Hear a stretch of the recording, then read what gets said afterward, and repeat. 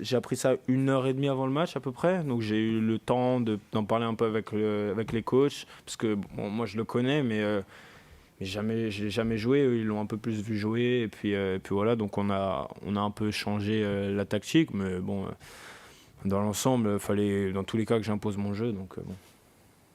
Bah, plutôt facile, non. Après, c'est un match de tennis. Je joue contre un pro qui a déjà gagné à top 10. L'année dernière, il avait fait quart à Rome, je crois. Donc, non, franchement, c'est un très très bon joueur. Mais aujourd'hui, ça a un peu plus tourné en ma faveur. Parce que dès le début, j'ai réussi à bien bouger et à le déplacer. Ce que lui n'aime pas forcément. Parce que dès que c'est lui qui dicte le jeu, bah, c'est complètement différent. Il frappe fort, il peut faire des amortis. Donc, il mixe bien. Mais dès que j'ai réussi à trouver de la longueur au retour et à bien servir, le match est complètement différent, quoi. Le niveau va monter d'un cran avec Musetti au prochain tour. Qu'est-ce que tu en attends? Ouais, j'attends un gros match. L'année dernière, il avait battu Djoko ici.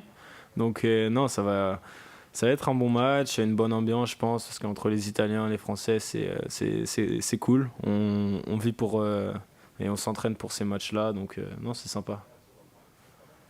Tu découvres beaucoup de choses cette année finalement. Est-ce que tu étais excité avant de venir ici? C'est un tournoi qui représentait quelque chose? C'est toujours particulier, Monaco? Ouais, je l'ai beaucoup regardé à la télé, ce tournoi. J'ai vu beaucoup de champions passer par là.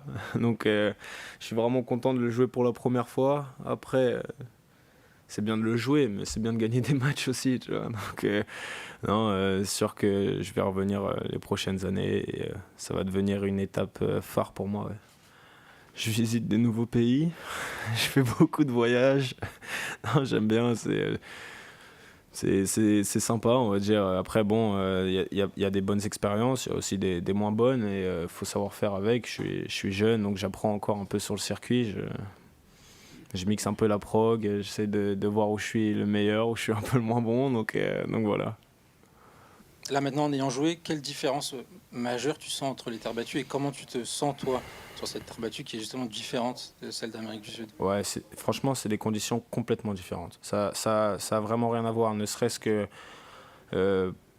les conditions, je vais te parler de l'humidité, c'est vraiment, vraiment différent. Et la terre, elle est bien plus lourde. Là, c'est quand même assez rapide, hein. En Amérique du Sud, avant de faire un point, il fallait taper 10 balles. Donc c'est même vraiment différent. Après, ça m'a permis aussi de beaucoup m'entraîner sur terre. Donc maintenant, là, je me sens à l'aise. C'est sûr qu'il y a des joueurs je pense que ça fait 1 an qu'ils n'ont pas joué sur terre. Alors que moi, bah, j'ai joué il y a 2 mois. Donc non, je me sens à l'aise. On va dire que l'Amérique du Sud, c'était une belle expérience. Bon, j'ai pas gagné de match, mais je me suis bien entraîné et maintenant je suis bien. Donc il y a du bon quand même? Voilà, c'est que j'ai pu passer beaucoup de temps sur le terrain pour m'entraîner. J'ai pas passé beaucoup de temps pour gagner des matchs, mais moi je me suis bien entraîné. On a fait des longues sessions. J'étais un peu malade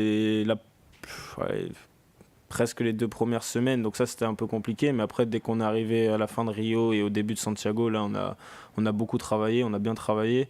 Et donc je sens que ça m'a aidé, ouais. Et puis maintenant je me sens vraiment à l'aise dans les déplacements, dans tout ce qui est la lecture du jeu, quoi.